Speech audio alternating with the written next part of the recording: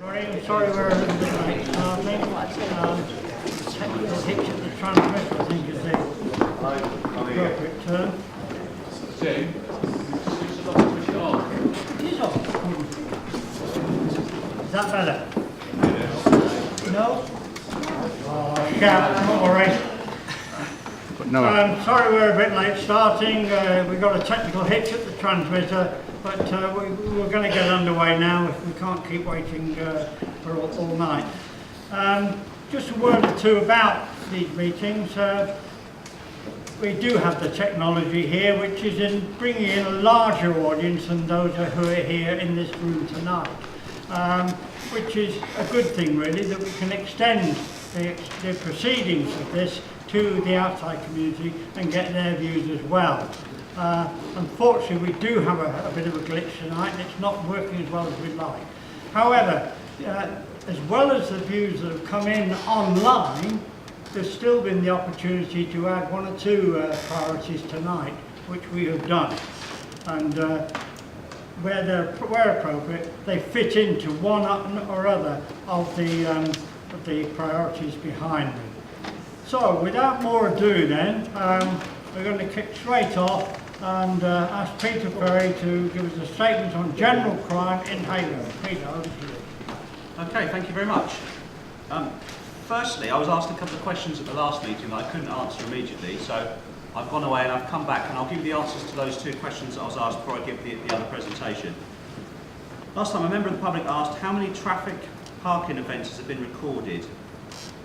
I've looked since October, November and the 1 week of December we've had so far, and so far we've had 530 tickets issued in the High Street area in the last 9 or 10 weeks. So 530 tickets in the last 9 or 10 weeks. The other issue that was raised was Ernie Goody said, could we provide some comparison figures, because I always give the crime figures for Haverhill and there was no real way of balancing that against what happens in other towns. So I'm going to give you the figures, the crime figures for the main sort of 4 other towns in West Suffolk and also what their detection rates are. So when I then go on and give you Haverhill, you'll see where we sit within the other towns. So far this year, since April 1st, Stowmarket has had 707 offences and they've got a detection rate of 27.3%. Sudbury has had 790 offences and they've got a detection rate of 35.7%. Newmarket has had 1,117 offences and they've got a detection rate of 36.7%. And last but not least, Bury has had 1,988 offences, so by far the most, and their detection rate is 42.1%. So it's a bit of a strange thing there. Bury's had by far the most offences, but they've also got the highest detection rate by quite some way. And if you ask me why, I would say that's because they've got all of the central resources based in Bury. They've got the traffic department, they've got the armed officers that can respond to incidents, they've got SOCOs based in Bury, so all of our wider police resources are based in Bury. To move on to Haverhill's level of crime and detection rate, so far this year since April the 1st we've had 1,150 offences. And that's down from our 3-year average of 1,187. So we've had less crime this year than our 3-year average. And our detection rate so far this year is 39%, which I must say I'm happy with. So looking at the other levels of crime and the other detection rates at the other sort of 4 major towns in West Suffolk, we've got the second highest detection rate. We beat Newmarket, Sudbury and Stowmarket. We beat Stowmarket by absolutely miles. We're just slightly behind Bury, and in terms of the offences that have been committed so far, we're much less than Bury. We're sort of on a par with Newmarket, and we've had quite a few more than either Sudbury or Stowmarket. So hopefully that sets the scene really as to where we are. To go into some of the specifics of what crimes happened so far, in terms of ASB incidents, we've so far had 689 in Haverhill this year compared to our 3-year average of 956. So we're way down on what I would expect to see. Vehicle crime, I'll give you the downs first, then I'll build up to the ups in a little while. Vehicle crime, 95 so far this year. 3-year average of 123. Criminal damage and arsons, 239 this year, 3-year average of 292, so again way down. Public orders, this is a surprising one for me, we've had 47 so far this year. Our 3-year average is 73, so our public order is not quite half, but has come down by quite a lot. To move on to some of the ups now, violence against the person, that has gone up. We've got 248 this year compared to our average of 231. So that's quite strange when you compare it to the previous one. We've had less public order incidents by quite some way, but we've had more violence against the person. So that to me indicates that we're having more violence in places other than in the high street on a sort of a Friday and a Saturday night. Also had a slight increase in sexual offences, 27 this year compared to 24 3-year average. A slight increase in domestic burglary, 39 this year in Haverhill town compared to an average of 36. And I'm going to finish with a couple that have gone way up. Shoplifting, 141 this year, which is a very big increase on our 3-year average of 96. And drug offences, 76 so far this year, way up again on our 3-year average of 48. And I link those two, as I have done at previous meetings. We're getting an awful lot more shoplifting and an awful lot more drugs offences discovered. And I link those very closely. I've mentioned at previous meetings that I'm surprised at the vehicle crime level, which is really low. We did have a spate 2 or 3 weeks ago of a lot of vehicle crime all in the same week. That again now seems to have died a death. So we're getting a lot more shoplifting, and I believe it's linked to drug crime, a lot less vehicle crime, and other types of acquisitive crime are broadly on a level as to where I'd expect them to see. Finally, from me, I'm going to talk about drug offences in Haverhill. We've had a very large targeted operation in Haverhill, working since August. You may have heard me talk at previous meetings. We've had suspected 2 London drug gangs that tried to move into Haverhill to take over the drug business here. We identified that there were 3 major players in those 2 drug gangs. 2 of those 3 major players have already been arrested and currently on bail. Another one is currently wanted and currently being sought. We've also arrested a significant amount of the mid-level dealers and recovered large quantities of cash and also Class A drugs. I'm not going to say to you that we've cracked the problem, because we haven't, but we are continuing with that operation. We've had officers from Haverhill and also covert officers from Bury and elsewhere who've been working on that problem. We've had a lot of what we call our force level resources, so specialist resources have come down to Haverhill to try and catch these London drug dealers in the act. It's not just London drug dealers though. We've also got a targeted operation at the moment for a well-known Haverhill drug dealer who's not connected to those 2 operations, not connected to those 2 drug dealing operations. We hope to have that person arrested and dealt with soon as well. My general summing up of crime in Haverhill at the moment is it's just below our average, which I'm happy with. We've got some real successes in some of the crime categories, but we have got further work to do on others, particularly in relation to shoplifting and drug dealing. I'm happy to take any questions that the audience might have. Can I just ask, when you've given the statistics with other towns in Haverhill, how does that apply with the population of the other towns? We're smaller than Bury, only not for much longer though I suspect, and we're quite a bit bigger than Newmarket. I think we're bigger than Sudbury and also bigger than Stowmarket. Chris? With the parking tickets in the high street, how many of those tickets were actually being contested? Can they contest them? Yeah, is it coming through on this microphone or not? No. No, it's showing green, it's showing it's on, so. I'm not aware of any successful contestations, if that's the word, that have gone on. There may have been some. would occasionally get somebody write to me and say, I'm not happy about this, or occasionally they'll turn up at the front desk and they'll be told, if you're not happy with the ticket, take it to court. I personally am not aware of any that have been successfully contested at court. Now, how many was there in the end? Did you say 500 or? There's been 530 tickets issued in October, November and the first week of And that's December. £30 a time. Yeah. It just seems to be quite a few of these are repeat tickets that have been issued. I think we mentioned at the previous meetings, there are some people that have got 3. Okay, thank you. Yes. Just to continue on that question, this was over a period of how many weeks, the tickets?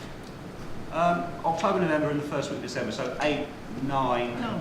So Yeah, it's can in you 9 break weeks. that down? Has it been a lot to start with, it's got a lot less, or is it constant across? Are people No, getting the I think- message, or? No, they're not. They're not getting the message. We are issuing more tickets than we've ever issued before, but they do not appear to be getting the message, if I'm honest. So it's not working. All I can say is we're going to keep banging the tickets out. We're issuing far more than we ever have done before. If you ask me, when I walk up down the high street with some of the officers that are issuing them, there are certain bits of the high street that are a lot emptier than they ever were. Outside got the name of it now, the newspaper shop that you looked up. No. Smith's, outside Smith's, that bay there is massively quieter than it's ever been, to my knowledge, in the 3 years since I've been back here. But there are other bits a bit further up that are just as busy as they ever were. So if they don't reduce, is there a contingency plan? Because ideally, the day when there's no tickets is what we're heading for. So if there's constant tickets, then they're not decreasing, is there a contingency plan? There's still more that's planned for the high street. There's planned to be a big raft of very, very clear and new signs that are going to go up to advise people that they can't come into the high street at certain times. And we're also going to start issuing, once those signs are up, and it's clear for everybody to understand that they're not allowed to enter the high street between 10 and 4 on certain days, they're then going to get tickets for coming into the high street as well. And they'll be £80 tickets. It's a lot more than the £30 tickets they're currently getting at parking. I hope so. I hope so. Harry. Yeah, following on from that, I've got photographs on my phone. I was down the street quite recently and a certain person was parked opposite of the other lines, and they've been into Greg's and got a couple of bits of sandwiches. The traffic was held up by somebody else who parked across the bit. Nobody could get through the whole street. I took a photograph. One of the taxi drivers said, if you take a picture of me, I'll take it. So I carried on taking pictures. I spoke to a person in authority, and that person gets a ticket every single week.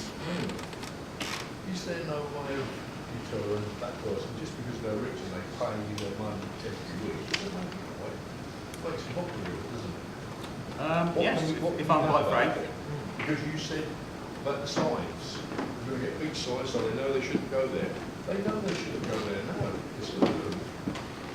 Yeah, but the difference is when the signs are up and everything, it'll be £80, not £30.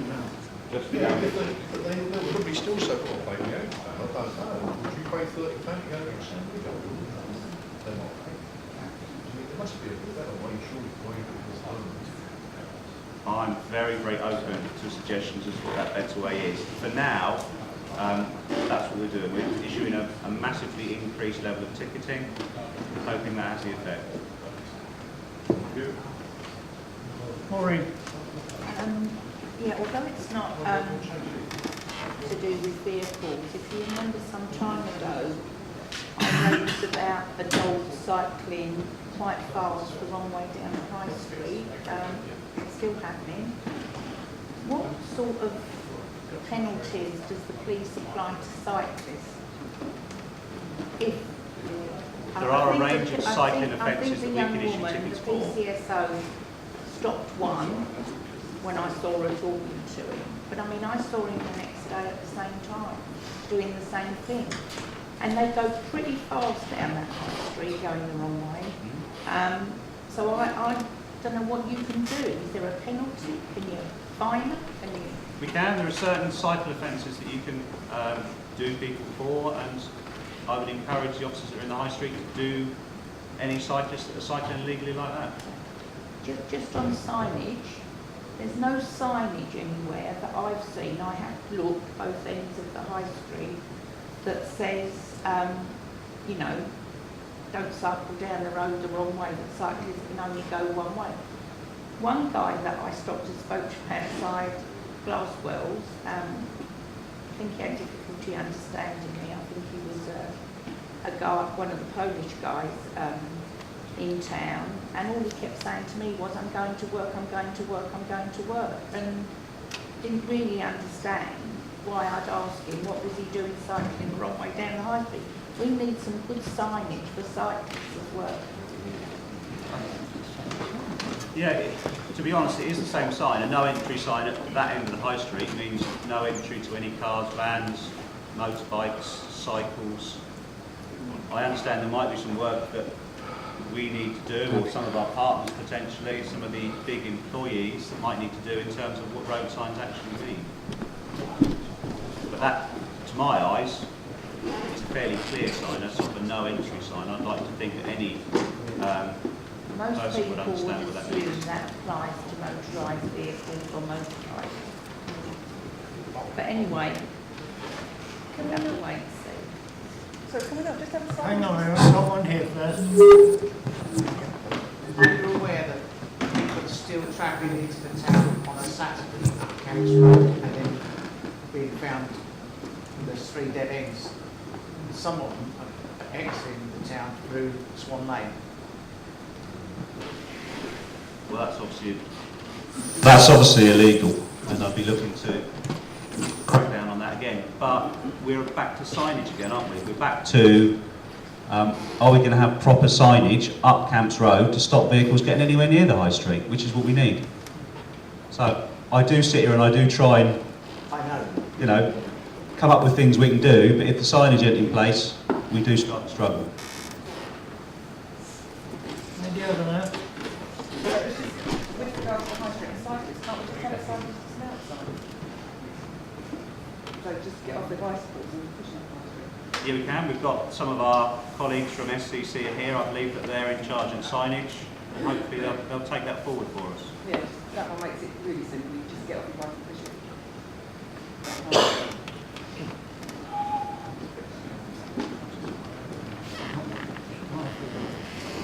Right, any more? Yes. Surely the cameras you've got up the high street, down the bottom street, surely that you could zoom in on these cars and issue the tickets that way. I mean, you couldn't hardly get up by the doctors. Today when I tried to get up Camps Road, there's so many cars parked all the way up the road. Surely the cameras you've got, you could zoom in and issue them tickets for parking.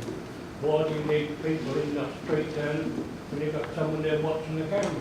The camera up Camps Road is a particular sore point for us. I'm hoping that has now been sorted. It has been offline for quite some time.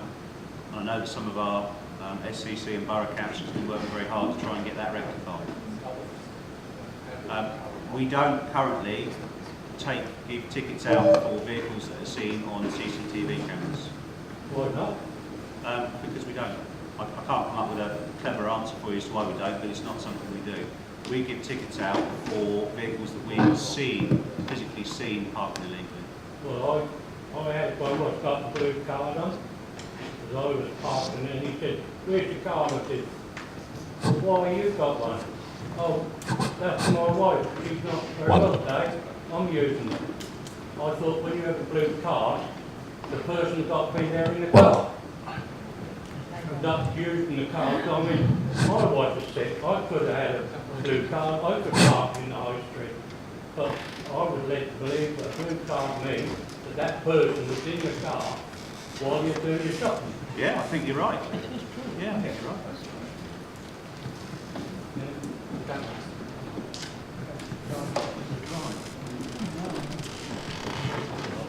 Chris? Just one more thing basically put in the frame.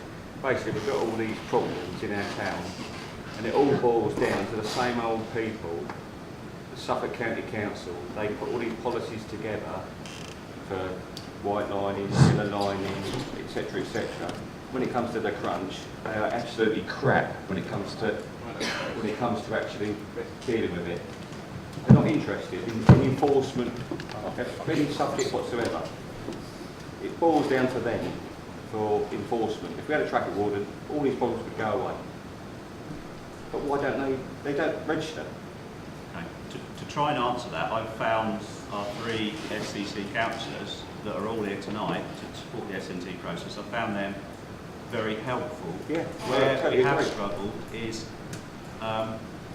getting things in place that we need to have in place. And I know they have been trying to crank the wheel on our behalf in Haverhill. I've been having some input with them, but basically the people who sit behind their desk in Bury and Ipswich, they're just not interested in Haverhill. As Anne, Tony know the responses, they think we're a bunch of whingers. Without looking to sidestep that, I see Julian's got his hand up, and it might be more helpful if an SCC councillor actually answers that. It sounds like excuses. I have been trying to get a double yellow line along each side of School Lane for nearly a year. I've agreed to fund it out of my highways budget, so it's paid for, and I want a little piece of railing opposite the school entrance so the children can't run out onto the road. It means that the police can then ticket somebody. Very briefly, it's a solution to the parking problems on School Lane. I send emails probably on average once every 3 or 4 weeks, and nothing happens. And I'm sorry, I don't know why. I cannot understand why it's so slow. I suspect it's something to do with the fact that the work is actually hived off to a private company, but I do not know. I don't know what else we can do. I mean, we cooperate, we 3, although we're of different political parties, we do cooperate on county council matters. And we all bang away for things like highways work all over Haverhill. No differentiation. We're doing our best, that's all I can say. But the officers are crap, basically. The people at the offices in Ipswich and Bury are actually crap. I couldn't possibly comment. They are crap and rubbish. Is there anything that we could do to help you to achieve that? Is there anything you need from the public to help you achieve that goal? If you put pressure directly onto your town council, your borough councillors and your county councillors, eventually the 3 of us working together will convince them that they really ought to get a grip. We've got possibly the leader of the council coming to Haverhill in the middle of January, and we're going to lock him up and put his feet to the fire until we get some results. The mayor is smiling. Can I make one suggestion then? For the minutes of this meeting, can you add some email addresses so we can write to these people? Thank you. With respect though, we can put as much yellow paint and as much white paint as we like on the road. If the drivers do not observe it, we haven't got enough officers to enforce it anyhow. So it's a bit about, you know, care for your community, not just trying to book them and impose fines. But we never there is a lot more to it than We that. never had this problem when John Woodgate was here. Pardon? We never had this problem when John Woodgate was here. People knew the rights and the wrongs of everything. You were frightened. Joan Keys down at Oxford. And Joan was a lovely lady. Yes. Still is, yeah. I do believe that if we able to achieve the signs and the marking, and it will help the officers then to enforce, because if they saw a reluctant driver who really don't care acting in those manner and parking up, obstructing disabled lanes and parking in a manner that is dangerous to other road users, the police should have the powers to go there and actually ask a person to remove it, and if you give him any, just book it. Unless you be firm with some of these drivers and human beings, they have no respect for the elderly. They have no respect for actually people who are disabled and children whatsoever. You have to use the iron stick, and the police have that power. They should be able to exercise it. very strict. I think that is what needs doing. And as for the problem that the councillor over there just spoke about, that he's having, which he spent a year trying to get things done, I firmly believe that the people who sit up in the big halls and sit up in the big office in St. Hipswich and Bury, who not doing their job, and they're actually passing the buck by reluctantly not wanting to process the thing properly as fast as Julian would want to have it, the council would have it. And I think something needs to be done about that. People need to get up and start putting some pressure somewhere to get these people moving off their backside and do things, get things done. I think that is what needed, because they're sitting down pushing, drawing taxpayers' money of a fat salary and passing the buck and excuses and delaying the process of these things to be done. Okay. Why not? Does anyone else have any questions for me before we move on to the next stage of the meeting? I think what we really should start talking about is a petition. If somebody would like to go down the high street and take petitions from names and so on, perhaps something could be done that way.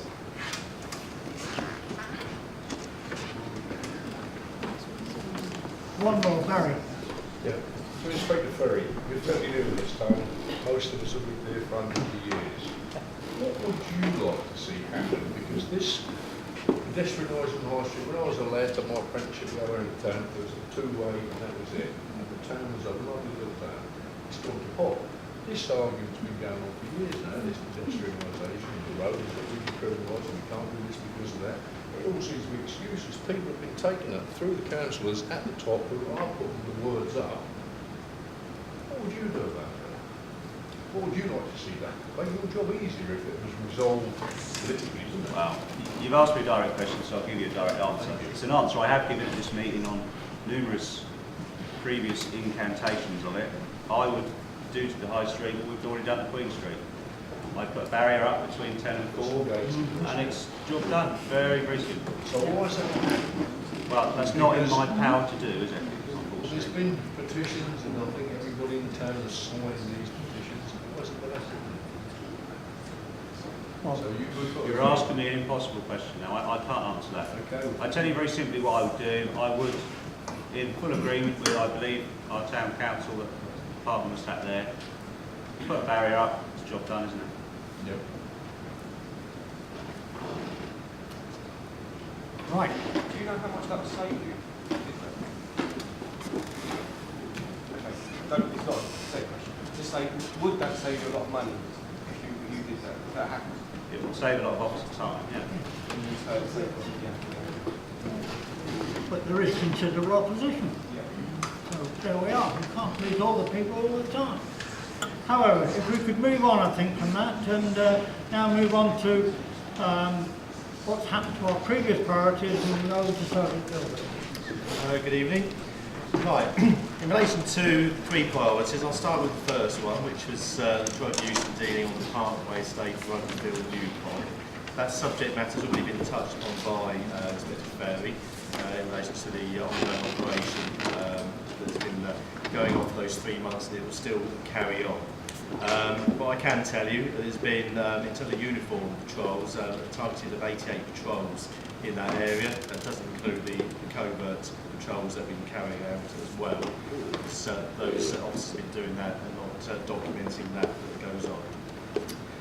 In relation to us doing those patrols, there's been 6 searches, 4 encounters, and only 1 phone call has been listed by one of my officers in that report in relation to that. Moving on to the second priority, which is reducing damage and antisocial behaviour in Strasbourg Square. What I will say, before I go on to the figures, is that there were no real issues, unless you tell me otherwise later on, after setting that priority, as the 2 main individuals that were responsible for the majority of the antisocial behaviour in that area were given ABCs, which are the acceptable behaviour contracts. We did see a vast decline in any calls coming through to us. However, in the first sort of month or so, because obviously patrols then dwindled, there wasn't anything to respond to that. There were 95 patrols carried out by my staff, 7 encounters and 2 searches. From that, there was an assault with the suspect was dealt with, and the death of a person, but the offender has also been dealt with. I don't know the disposal options in relation to that. Thirdly, that leads me on to the antisocial behaviour or antisocial use of vehicles in and around the town. This is one of the more difficult ones to deal with due to the fact that we don't have a plethora of officers skilled in that department, and by that I mean like traffic officers. We have had recently, and I say recently, in the last few days, someone phoning me up from one side of the town saying there's cars going up along the bypass with modified exhausts. They don't want a CSO or a PC dealing with it, they want a traffic officer. I'm sorry, but we can't just say, oh, can we have a traffic officer come down to Haverhill, sort out one call on one incident of a vehicle with a loud exhaust. That's simply not going to happen. And I'll be speaking to that person about that.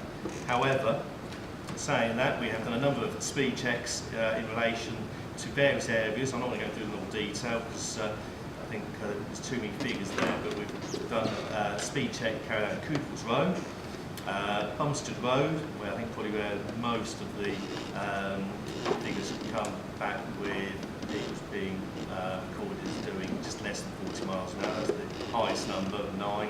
Chillers Road, Cooper's Road, that's an ongoing issue. I think it still remains that way, but only 4 recorded going over 40 miles an hour on that occasion. Ratting Road, Hollands Road, Burn End and Burton End. That's duplicated. In relation to vehicles themselves, we've had 5 vehicles that have been issued with a Section 59 notice. That's in relation to vehicles causing harassment, alarm, distress by the way they're used, or by the fact that they might be being ridden on land where they shouldn't be ridden. They're all moped drivers. One vehicle has been seized due to being ridden around the estate with no insurance, no lights. The driver made off, and the vehicle subsequently been found, dumped, and seized by police. So that's another one that we've ended their so-called fun on.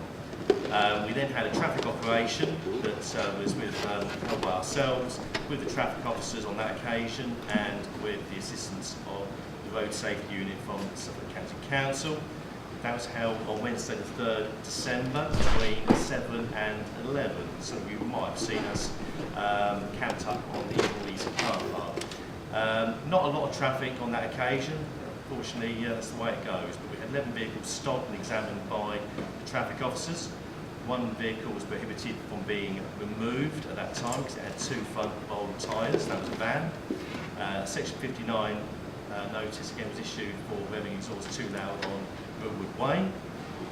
Another vehicle was made to change the tyre there and then due to the wall of the tyre being damaged, and 2 further fixed penalty notices issued for no windscreen washer. Like I say, on that particular day, I think word got around, especially between maybe, I said, the younger drivers via modern technology that we were in town, and all of a sudden a lot of vehicles suddenly dispersed from the area. But I can assure you that we did cover a lot of patrols that night in and around the town, and if you were out, you would have seen quite a lot of high visibility with the vehicles in that area. In relation to that, that sort of concludes the report I've got. Does anyone have any questions in relation to that? Okay, yeah. You've got a southern 2 signs, each of them flash when you go over first. Yeah. When you stand in my drive and look at that sign, it's continually flashing. Yeah. And what happens a lot now is whenever I'm driving and the speed limit comes up, I brake. If I'm going too far. But nobody brakes along there at all now. Really, we're not talking about somebody going 40, we're talking about 50 and 60 across the street. Yeah. But we were actually going to speak to him because he lives on the other side of the road.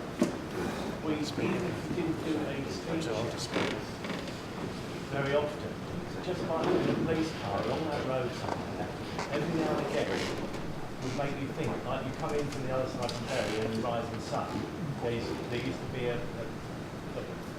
van out there, a speed van, and that makes you think they're going to be round the corner, and then it slows people up. So on that straight bit of Wethersfield Road, when you've got people walking along there, children, buggies and everything. You never see anything. Yet you go through Chedworth and Horinger, and I saw six the van with the cameras on, 2 or 3 police, another 2 people. Why is it? And I'm not saying that you shouldn't look after your behaviour. When you go through Chedworth, where do you see any pedestrians? Yet you've got him outside the church with his gun, and yet we don't see it down Wethersfield Road. Right, just to reinforce that before you answer that. I mean, the pathways along the Wethersfield Road well are Victorian, and they're very, very narrow as well, which is even more dangerous. I've lived there for 5 or 6 years now. The first 3 years I was there, we had regular speed checks there once every 6 weeks. So obviously there's been some policy change there. We just park in my driveway to do the checks, and we work to do that. But for the last 2-3 years, I haven't seen anybody in the area, and it's quite a long straight road. As you leave the traffic lights at Howell Road, people that want to speed, that is now open until the next roundabout. And the both of us have noted times of day where that's increased greatly. And if you stand there and watch it, I can watch out 30 cars, I can count 17 that speed through that area. So it is a very high risk area, and with the narrow paths, it's very dangerous. Okay, well, Just reinforce that. no, that's fine. To answer those points, we can only deal with things if they're raised to us. You obviously raise that to us, so that brings it to our attention, doesn't it? I think if you look all over Haverhill, there's been various people that will say to us, various residents will say it's the same issue as in Cooper's Road, Ratting Road, Withersfield Road. Is it might be slightly worse in your area? I don't know. That would only come from having maybe council putting the equipment across the road. I know there's equipment in the town already where that's monitoring the levels of traffic. That's what that does. We can also do that to level, get the amount of traffic and the speed they're doing as well. So we can do that. But like I said, we can do that, we'll raise that to us as a problem. Like you say with top of Ratting Road, that was always an area where the caravan would sit. So naturally, if we see it coming into work, we will slow down for that because they don't know if there's going to be a caravan or a police car around the corner. Withersfield Road isn't one of those areas where it has been, I suppose, a designated site for that such thing because it's difficult to have a caravan in that area safely pull over vehicles. But what we can do is have an officer there, even if it's a deterrent in the car or with the speed gun, we can still do that. But it does make it difficult being vehicles, and we have to assess every side that we do. Chedworth obviously been highlighted, viewed various complaints, and it goes through a process, and then it comes up saying, well, that's going to be an area where they will target speeding vehicles, and there'll be another one in Great Bradley, there'll be another one in Clare. There's certain designated sites for that purpose, but there's something that you raise it with me, and I can look into that one way. I'm sorry to interrupt, Chair. We're not really not hearing any of this at the back. We're not hearing either the questions or the answers. You're talking through your hands. I'm not talking about hands to hear. Well, we can't hear you. Not in there. Not stepping up. If the microphone works, we'll use it. If not, I'll try and talk up. More like discussing people in the tour. I was essentially saying... Hold on. Does that work? I was essentially saying to the gentleman that it's not a designated site on Withersfield Road, and I'll try and sum up briefly, otherwise I'm going to end up repeating myself. But the reason why Chedworth has a lot more assistance in terms of the camera van and officers up there is because of the nature of the complaints that come from the residents of those villages, and it's the same for other surrounding villages in Suffolk. It goes through a process where they'll put in recording equipment to monitor the traffic and how fast they're going. If that looks as though there's a problem in that area, they will then up that in terms of having a camera van or officers with the speed gun, depending on the nature of the road and also the speed limits in that area. Officers locally can only do 30 miles an hour, especially trained officers can do further speed limits like the 40s and the 60s. Just saying, in terms of the Withersfield Road, we'll try and address that matter. Now it's been brought to our attention, and we'll try and have some more visible presence in that area. But it's going to be very limited with the staffing that I've got, and also with the response officers with the workload that they carry as well. Loads going on here. Right, Councillor Gower. Hold on, John's. Thank you. I noticed that there was mention made of Horinger, And I know that there's a speed watch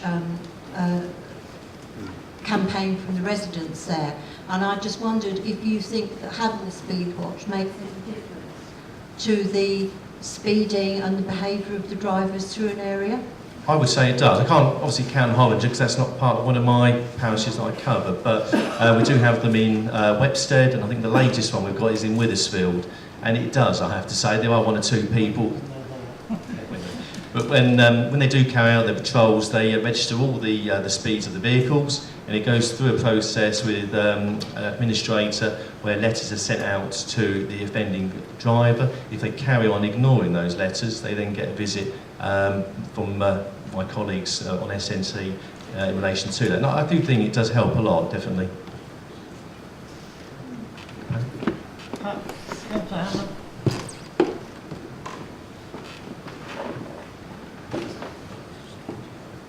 This is a past SNT priority. It's houses in multiple occupation. This is information for the police as well as councillors and the members of the public. Houses that have 3 tenants per house, which is an average house, is classed as a multiple occupation house. I've got a bit of information here. If you have anti-social behaviour in them houses, you report it to the Borough Council. They take over the management of the property to stop, they can take over management of the property to stop antisocial behaviour. They can also create a selective licence scheme if people in several houses in the area are behaving antisocially. All landlords of the properties in that area must then have a licence to show they are meeting minimum standards. I presume you'll bring that subject up due to some instances of late involving a certain landlord and the number of properties in that area. Because you're going to explain what that's to do with. Yeah. What's the relation to that? Well, because we've had it in the past. We've had a SNT priority with multi-occupational property. Okay. And what I've been hearing, there's quite a few people that are buying houses up so that they could change these rooms into multi-occupation properties. And my fear is that it might get out of hand and we might have more of these people doing antisocial behaviour, noises and what have you. And I was just giving that information out. Thank you. Yeah, that's fine. We're obviously aware of that, and although I wasn't aware there was another priority previously to me taking over, we're obviously aware of a landlord with various houses throughout the town, and there have been one or two issues at some of them, not all of them, I will emphasise, and that has been taken up by another department that we have in Bury St Edmunds police station, which is called OPT, and they deal with more longer term antisocial issues such as this, and the staff there have been dealing with the landlords and addressing the issues that happen, because we don't have an information sharing system like we do with housing associations. It all gets very deep and involved, and I haven't got time to explain all that, and I'm still learning all that myself, to be honest. But that is being looked into, and I understand that I think there are certain landlords that has been looked into by the council and above in relation to the ongoing issues, with the view to, maybe they say, getting them licensed. Okay. Councillor Platt, did you indicate you want to speak? No. One more. Yeah, I'd like to ask Inspector Ferry about staffing levels and whether we've lost any officers at all, and are our levels comparable to 3 years ago. The reason I'm asking, Peter, is that people have contacted me when they've gone down the police station during the day and it's shut. They press the button and someone then says, if it's urgent, ring Ipswich on whatever the number is. I think this is happening more frequent than it used to. So we've talked about the average crime figures over 3 years. How comparable are we to the force we had then? Because our population has grown dramatically over the last 3 years.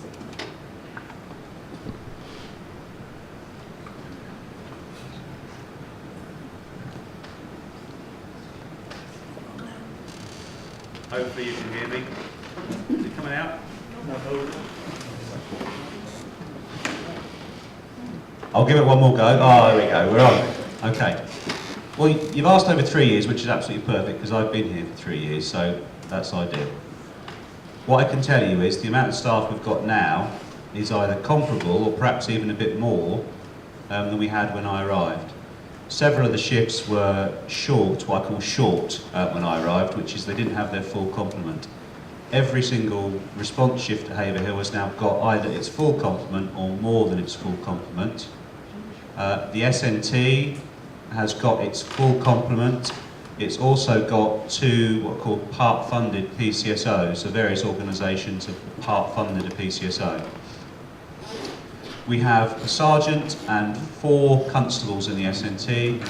We also have 6 PCSOs in the Haverhill SNT. Each of the response shifts at Haverhill should have a sergeant and 4 PCs. They all have got a sergeant and 4 PCs. Some of them have got a sergeant and 5 PCs. The police are similar to all the other local organisations. Staff come and go. I've just had 2 have retired, lucky old them, and 1 has just resigned, and I'm in the process of getting replacements for those officers. Because Haverhill is a fair distance from Bury or from Newmarket or from Sudbury, it's always been recognised, certainly since we've had a new Chief Inspector, that Haverhill needs to be fully staffed, and it is fully staffed. If we're then going to go on to talk about what staffing levels at Haverhill are comparing to other towns, I'll be honest with you here, Haverhill response is a sergeant and 4, that is the staffing levels. Compared to Sudbury, which I believe is a sergeant and 6, although they cover a wider area. The Haverhill area is, although it seems big to me, is the smallest area in West Suffolk to cover, which is why we've been given a sergeant and 4 to cover it. Forest Heath, again, is a sergeant and 6. Bury St Edmunds is a sergeant and 7. So you see, our basic starting levels are lower than other places, although we are fully staffed to that level.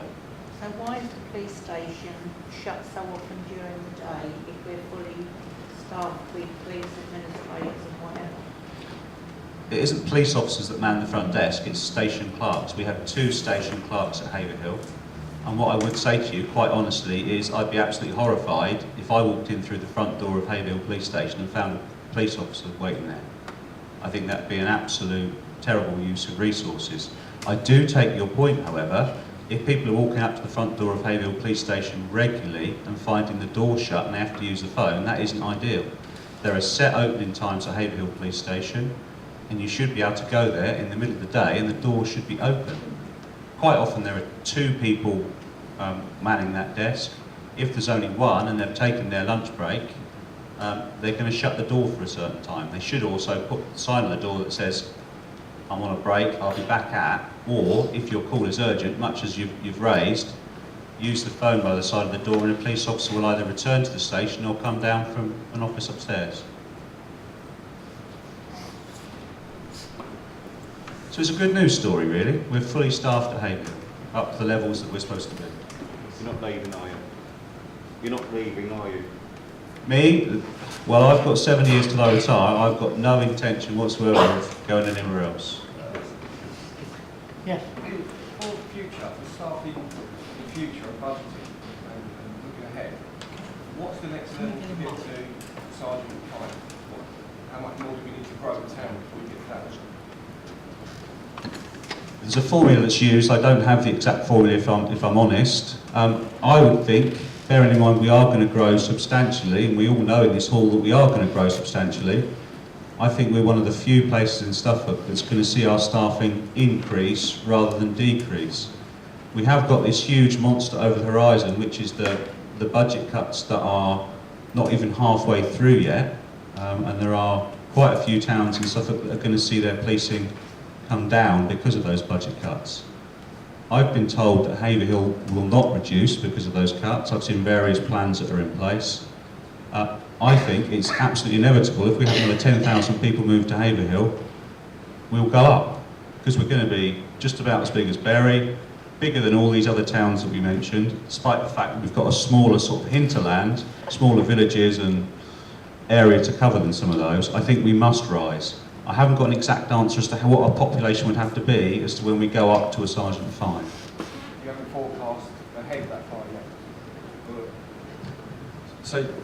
So you haven't forecast far enough ahead to see when you will need a Sergeant 5 level? You can't estimate how many years down the road that may be? Have you looked that far ahead yet? Or?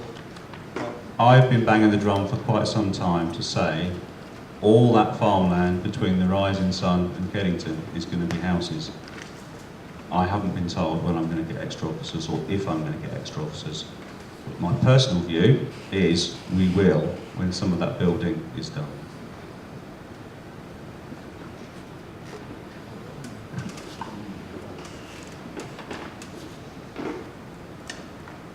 Right, so we've had their say. Thank you very much indeed for your contributions.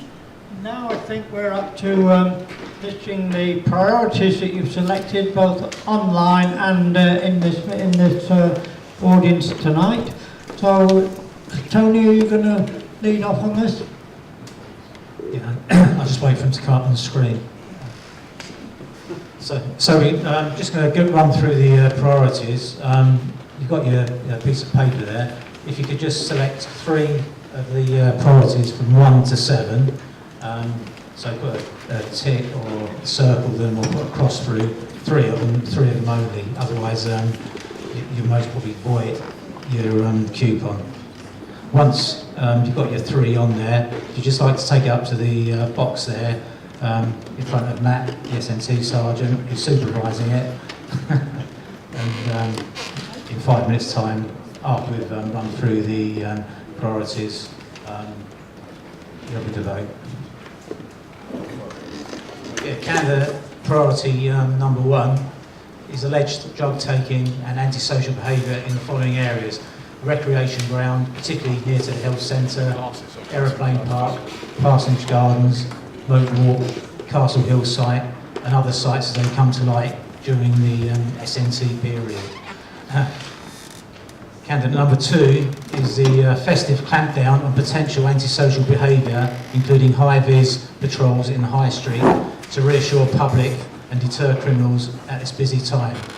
Friendly visits to Haverhill supermarkets as they become very busy, particularly when the schools break up, and drunk, abusive partygoers. Candidate priority number 3 is inconsiderate and illegal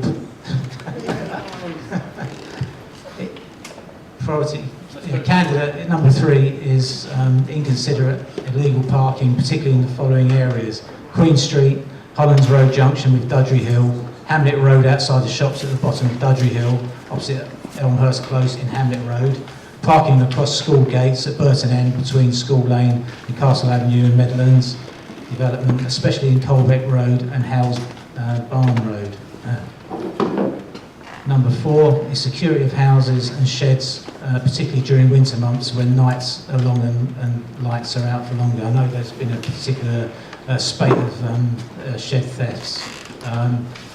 Candidate number 5 is encourage Suffolk Police Management to carry out routine traffic patrols around town, including checking for drivers under the influence of alcohol, drugs, speeding, defective lights, inconsiderate or bad driving, etc., including alleged speeding in Chinswell Way, by Vetch Walk, where there are no street lights, and also speeding along Withersfield Road, which was the priority that came in tonight. Candidate priority number 6 is Harewood Terrace, Linton Place and Glemsford Place. Antisocial behaviour, fly tipping, noise and public nuisance caused by residents and multi-occupancy properties, possibly owned by one person. This is what Pat was talking about earlier. And finally, number 7, which could be potentially the most serious of them all, is arson attacks around town, including wheelie bins. Thank you. So if you'd all like to start marking your cards, 3 only, and go up to the box in front of Matt and get them in. We've got 5 minutes. Thank you very much.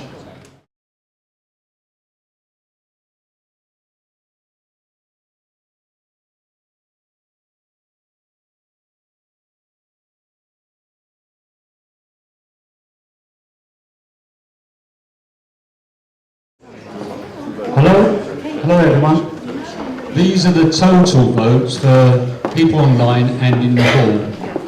And it's quite easy now. You can see the top 3, the top 2 are the same with 26 total votes. And the third one is with 20 votes. I don't need to read it out. I think you can see all the priorities, which is the top 3. And the people online can see the top 3 as well. So those are the total within the hall and online as well. Okay? Thank you very much. Thank you. Well, thank you for your participation tonight. I think we've had a few glitches, I know, but you may be interested to know we're probably the best SNT in the whole of the county. And insofar as we involve people outside this room as well as those that are in it. And I think that's a good thing. Councillor Byrne. Yeah, can I just ask Inspector Ferry a question, please? On that list, there's areas that have regular antisocial behaviour Fridays, well, it's Thursday, Friday and Saturdays. Can you not use your influence about the street lighting? Because what the residents are saying... Thank you. What the residents are saying on the Clements estate, when all this antisocial behaviour is happening and people throwing furniture around and fly tipping stuff out the front door, they're frightened to go out because it's so dark. But what they want to do is to be able to recognise these people when this is happening. Well, it's pitch black. They said they can't see anybody. They know what's going on, but they can't recognise anybody. Now, I thought you had the authority, if you were genuinely concerned about antisocial behaviour and the drug taking in particular places, you'd have the lights put on. We do have a really good relationship with SCC, that particular department, the lighting department. If certainly you could, as a councillor for that area, you could contact SCC and say that you wished, because of the considerable ASB going on, you could contact them yourself, as certain councillors in this room have done. Let me tell you what they say, because I have done it often. When I've asked them to be put on because people are concerned about their sort of health and well-being, about what's going on, they said, you need to contact the police, and if they ring us and tell us that they're working or they've got concerns about this area, we will put them on. Okay, I think the latest occasion when a councillor contacted me was Pat Hanlon. Probably, was it a month ago, Pat, wherever you are? Just under. Yeah, and it was a very simple procedure. Pat contacted me, I contacted the lighting people, and it went on. He contacted you, you've got a lot of influence. We haven't. See, that amazes me. I would just assume that a town councillor would have a suitable level of influence. No. Do not assume anything. It doesn't happen, I can assure you. If you wish to contact me with the particular street I can give it that's to you got now. problems, It's Harewood Terrace. send it via email, because what I do then is I forward your email on. All right. Okay. Thank you. That fly tipping from the Clements, if you want to try walking up Clements Lane, all you got to do is, that's right, all you got to do is come up Clements Lane. Do you know Clements Lane? The little lane where people take the dog for a walk down, they can no longer walk the dogs down that little lane, I know, because they're chucked in trees, wood, you name it, lay between the bungalow and that fence, and you just can't walk down it, because they're bringing the wood from over from the Clements and chucking it all in. You've only got to start at the top of in Orchard Close and try and walk down. There's a lady used to love taking her dog down there, little dog. She said she can't go down in the woods because she can't get through because there's so much trees and wood being chucked in there. You've only got to go up there tomorrow and you'll see it. There's a big chunk at the end. There's trees all down between the two. And Okay, part of what Tim and I have tried to do quite desperately over the 3 years that I've been in Haverhill is to encourage our partners, particularly the officers from our partners, to attend this meeting, because that is something that would sit fairly and squarely with, I'm assuming, the Borough Council. Fly tipping.